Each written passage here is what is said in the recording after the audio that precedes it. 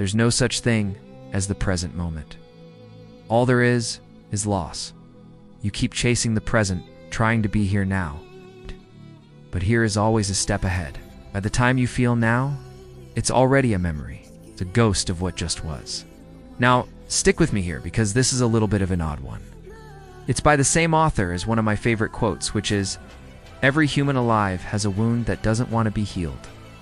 And the author is actually neither a philosopher nor a psychologist, but a physicist named Fritjof Capra. Okay, so why would a physicist write a book called The Tao of Physics? Well, he realized that there was a common thread between Eastern mystical philosophies and modern physics.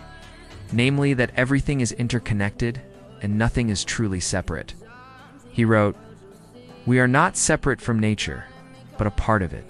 We do not live in the world, we are the world." And he also said, "The most important lesson of the Tao Te Ching is that everything is interconnected and interdependent. Nothing exists in isolation. Our life has a context. We must see our place in the whole." It sounds like something a Buddhist monk might say, right? But it's actually a physicist who realized that the universe cannot be divided into parts and studied how everything is interconnected. So what does this have to do with the present moment? Well, he says that we always imagine the present moment as being right here. But when we actually try to locate it on a timeline, it turns out to be an impossibility. In other words, there is no such thing as the present moment. All there is loss. Let me explain.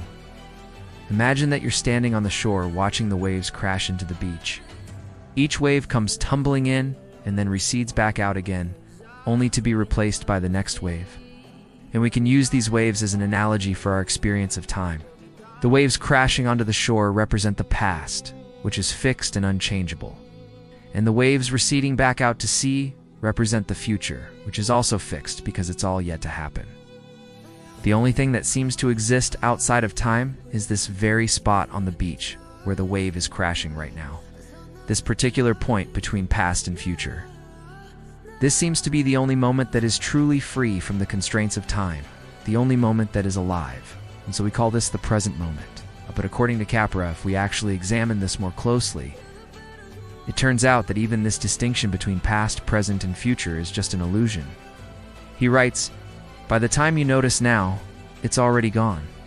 In other words, the present moment passes into the past the instant that you become aware of it.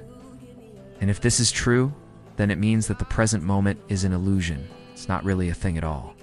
So what do we mean when we say, "I am living in the present moment"? If the present moment is constantly slipping through our fingers like grains of sand, how can we possibly be living in it? According to Chopra, we're not living in the present moment. All we're doing is losing the present moment, and this applies to everything. Whatever we think we are experiencing right now, whether it's joy or sorrow, pleasure or pain, all of these things are passing through us. And by the time we notice them, they're already gone. The only thing we can ever experience is the absence of these things. And so in a very real sense, all there is in life is loss. And this can be incredibly freeing because when we stop fighting the inevitable and allow ourselves to simply flow with it, we stop resisting life and start embracing it. As the poet Rumi wrote, "This is the place of love." Don't be like a dog that chases butterflies and lets the milk of human kindness spoil.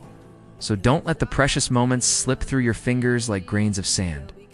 Instead, savor them, embrace them, and make the most of them while you still can. Thank you for watching.